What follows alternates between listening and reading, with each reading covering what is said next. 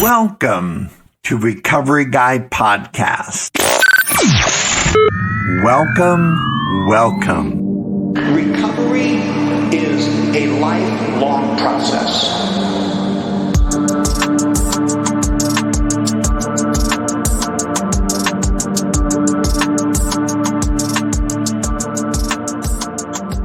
Hello.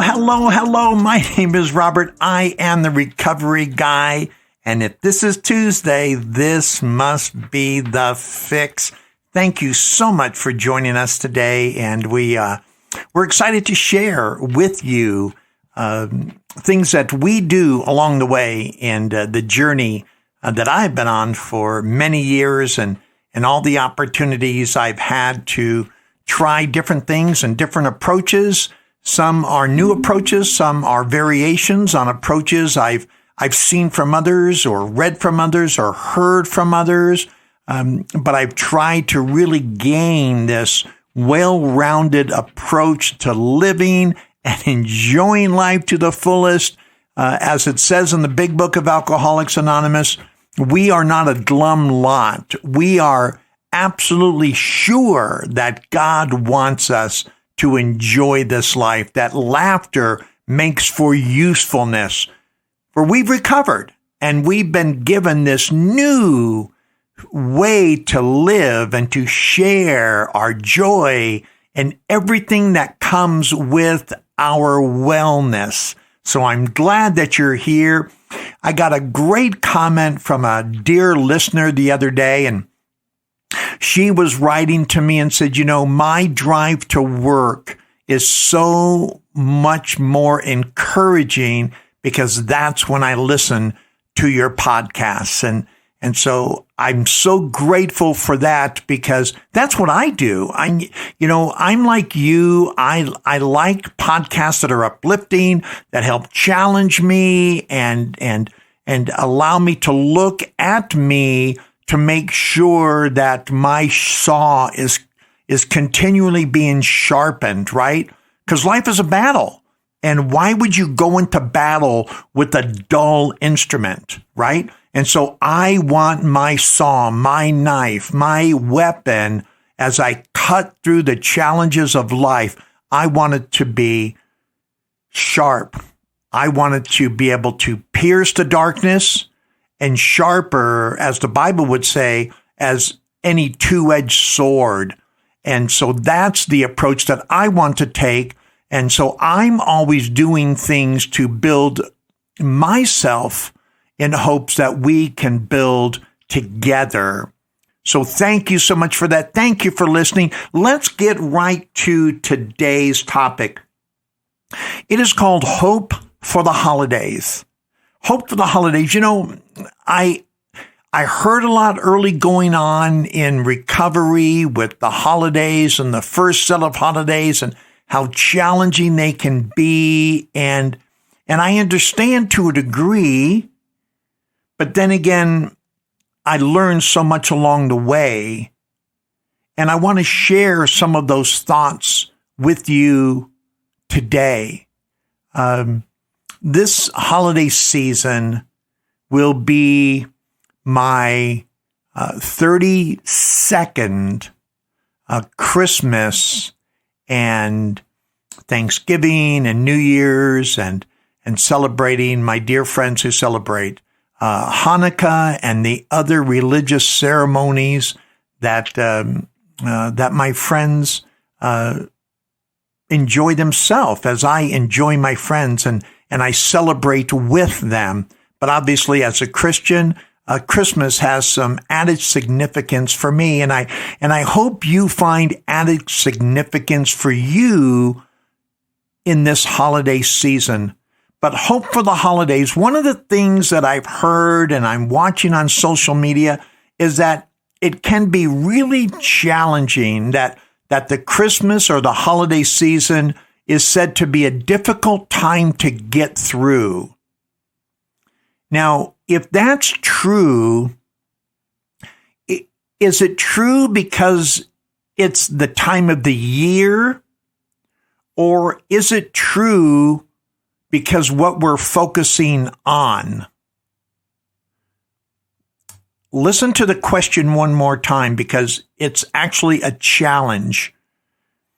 Is it true because of the time of year, or is it because what we are focusing on? What we focus on determines so many things. There was an analogy I heard years ago in recovery that said the newcomer is the most important person in the room, right? Maybe you've heard it before in your recovery or your approach to learning to live differently, that the newcomer is the most important person in the room. And then someone said, and it crystallized and changed my thinking because I, at the time, was a newcomer, but I hope not always to be a newcomer, right? I wanted to stay around long enough to get some real quality and sobriety that doing the right things can bring a certain amount of quality, and obviously staying clean and sober and learning to become well would add to my quantity.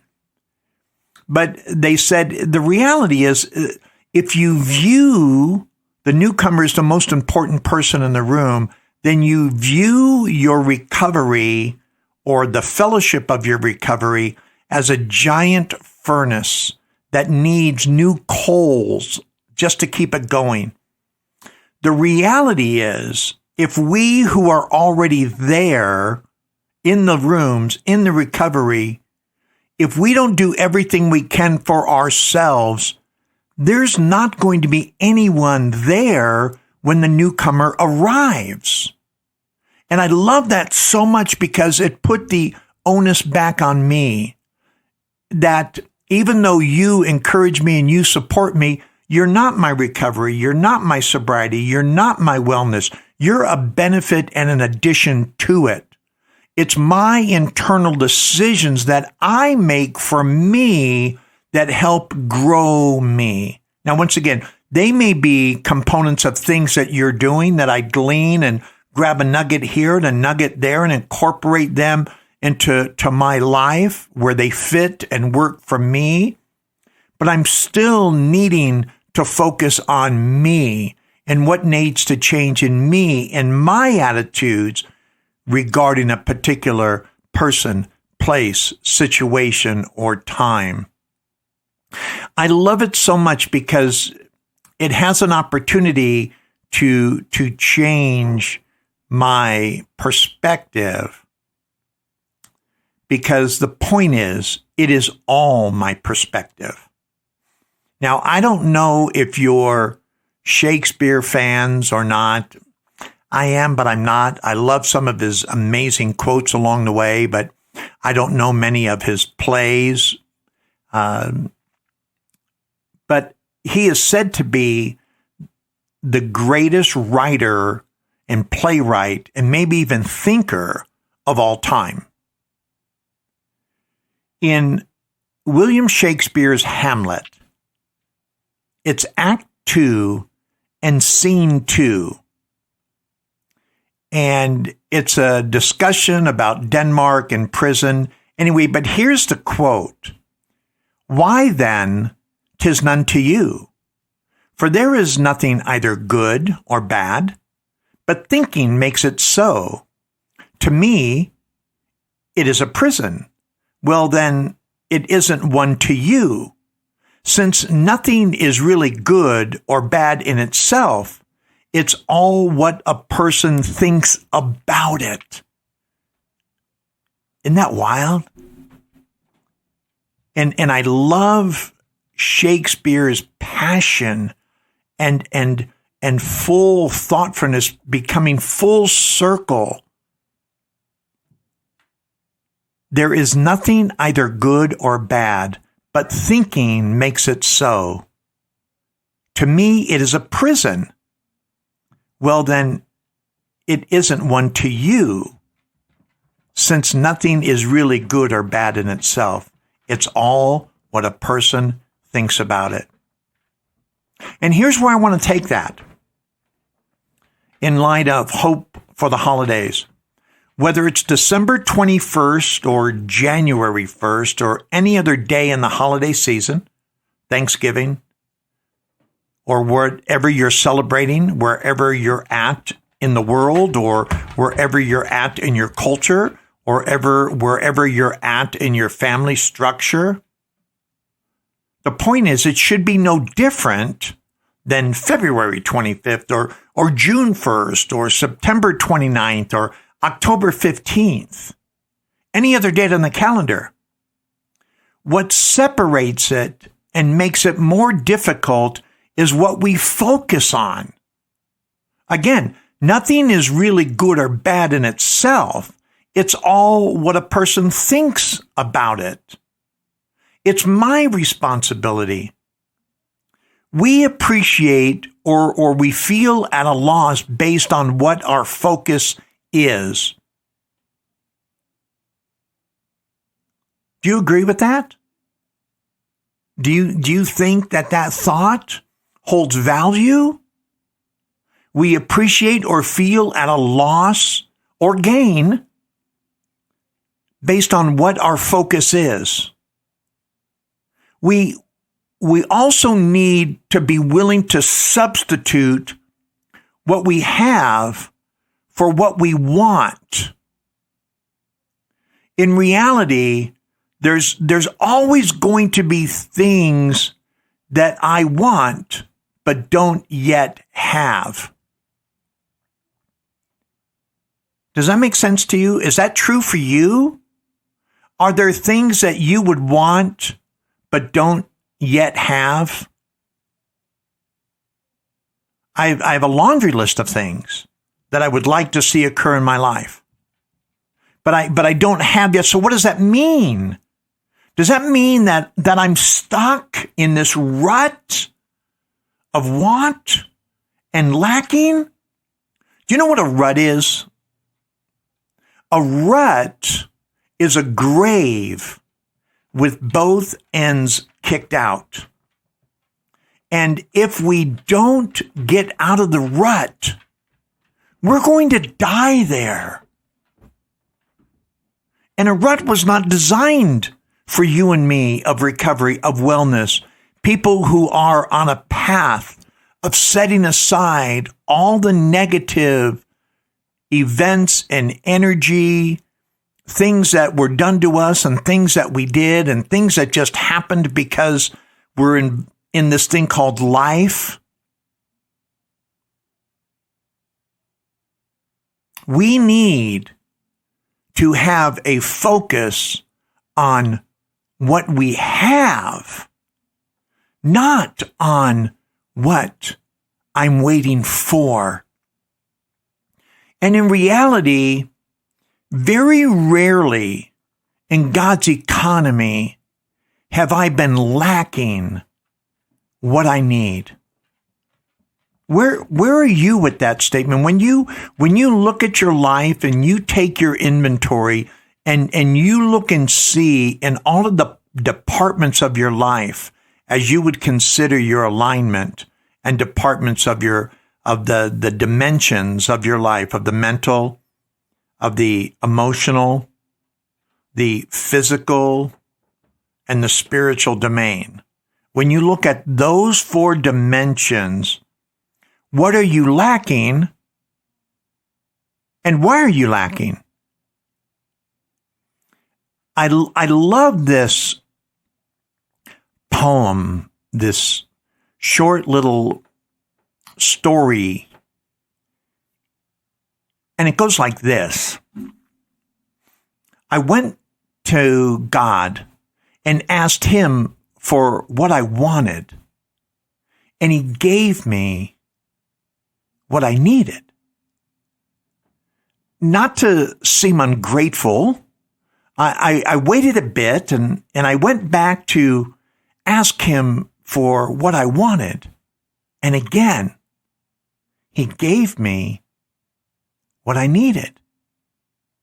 Now, I repeated this on a few more occasions, and when suddenly it hit me, God was giving me what I needed. And as it turns out, it was what I wanted all along. Does that resonate with you? Do you have a relationship with God or your higher power where you go to him and you make this request? Because there's nothing wrong with it. There's nothing wrong in asking God to give me what I want, providing I have proper motives for asking. Obviously, if my motives are wrong or selfish and self-centered and only serves me and me alone, then I actually shouldn't be asking for that if I'm truly a person of recovery, a person who wants to become well from the inside out. And my four domains are in alignment. But there's a lot of things that I want that are good to want.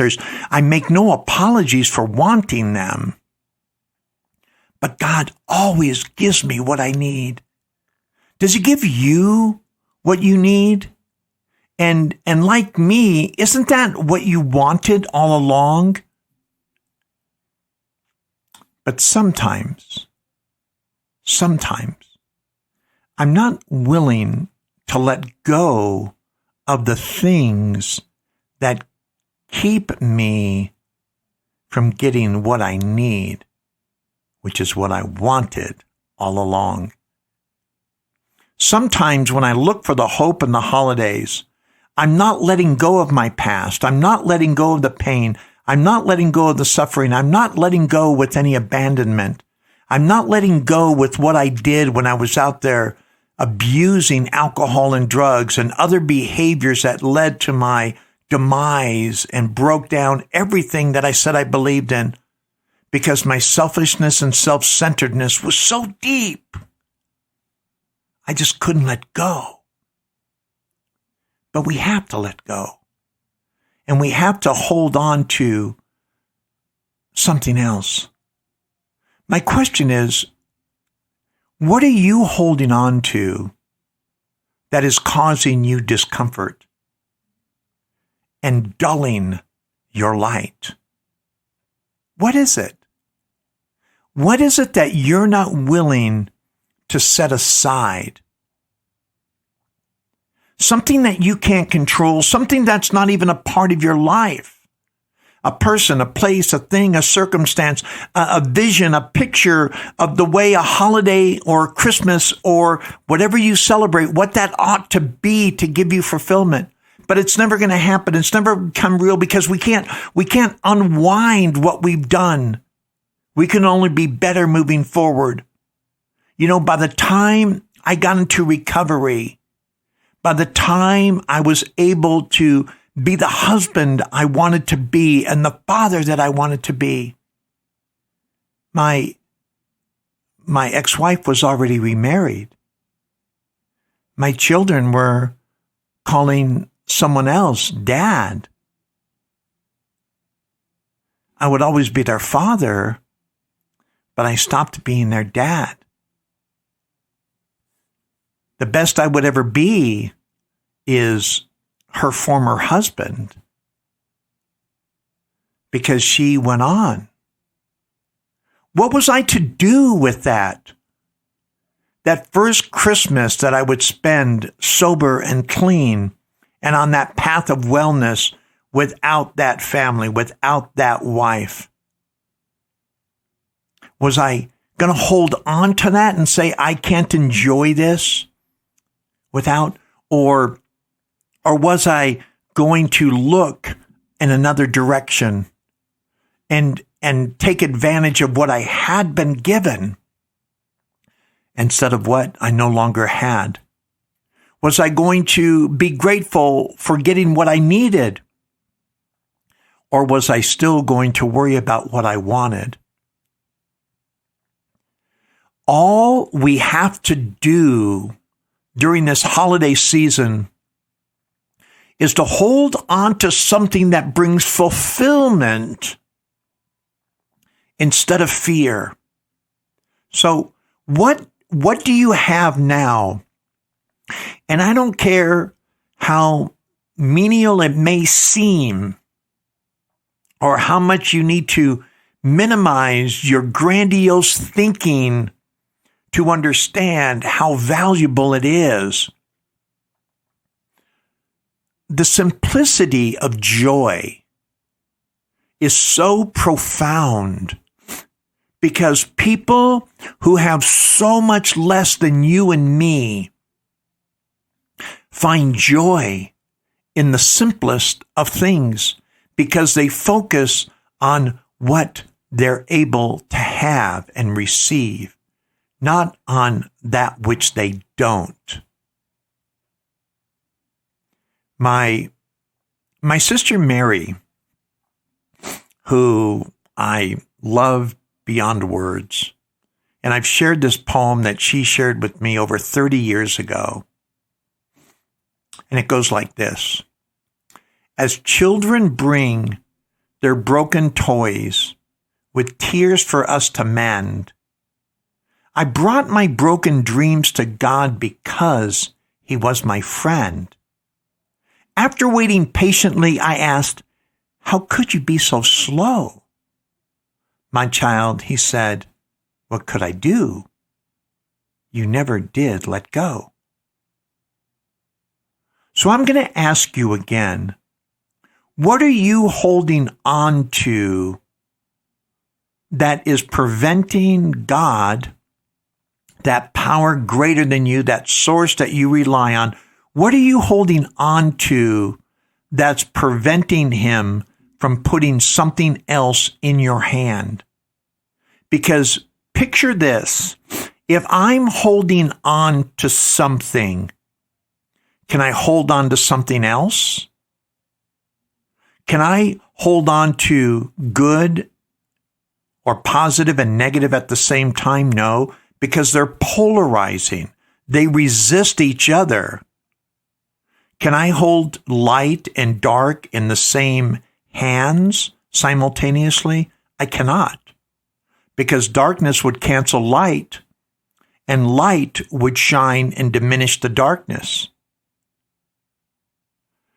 I can't have good and evil. Gandhi said that you cannot do right in one department of life while attempting to do wrong in another department. Life is one indivisible whole.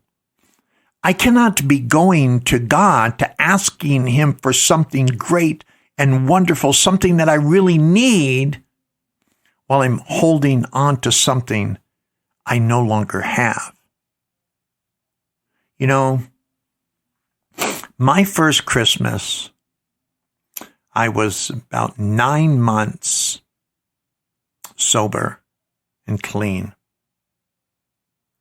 And my mom and dad were over for dinner. And it was a wonderful time.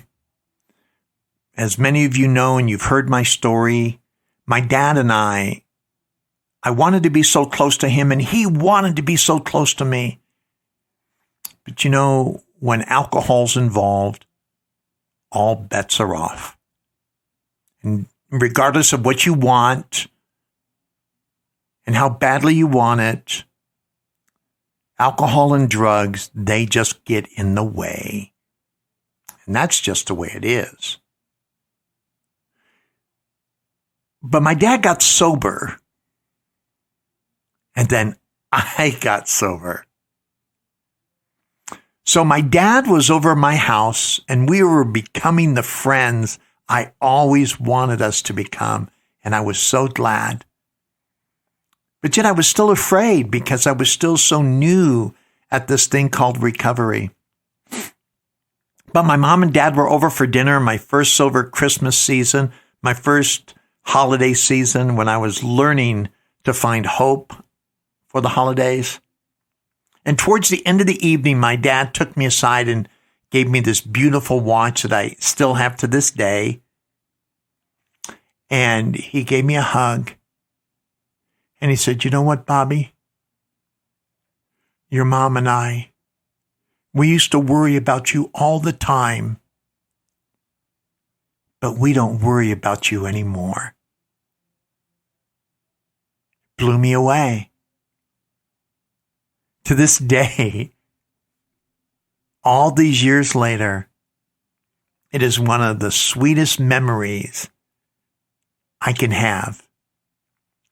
And you can have those memories as well. I'm going to close with something my dear friend Kristen said. And Kristen has a remarkable story. I'm so amazed at what has been accomplished in her, and her joy and her power and her peace and her light and her kindness. And Kristen was a wife, and she's a mom. And I knew her husband well. He's a good man. I appreciated him greatly. He was always so kind to me. And Kristen has always been this wonderful angel and this wonderful person. And she got a phone call that her husband was dead. Could you imagine getting that call? I don't even know what I would think, or if I would recover if anything happened to Laura. But she got that call. And now her life would change without her permission. She had 2 young children. Brandon was a very successful businessman, and he had this corporation that was growing and thriving, that now someone had to take the helm while raising these 2 young children who just lost their dad. And then she had to sort out who she was and how she was going to go through life. But she shared a truth that she has learned along her journey. Here's the truth that she has learned. She told me, Robert, we are always provided for, always provided for. We are always guided, and we are always protected. When we change our mental state to abundance, it shifts our entire reality. I'm going to read that again. We are always provided for. We are always guided, and we are always protected. When we change our mental state to abundance, it shifts our entire reality. Can we have hope for the holidays? Of course we can. When I change my mental state that I am going to have hope for the holidays instead of wondering why they can't be the way I want them to be in this moment, I go from deficiency to abundance, and it shifts my entire reality. I hope your reality shifts. I hope you find hope in the holidays, because you're going to go through the holidays one way or the other. Wouldn't you rather go through with abundance or lacking? Again, Shakespeare. There is nothing either good or bad, but thinking makes it so. Because my thinking shapes my behavior. And that can shift my entire reality. My name is Robert. I'm the recovery guy. Thank you for joining us. Make sure you go to recoveryguy.org and look at some of the videos and other tools that we have. Help us with our recovery movement.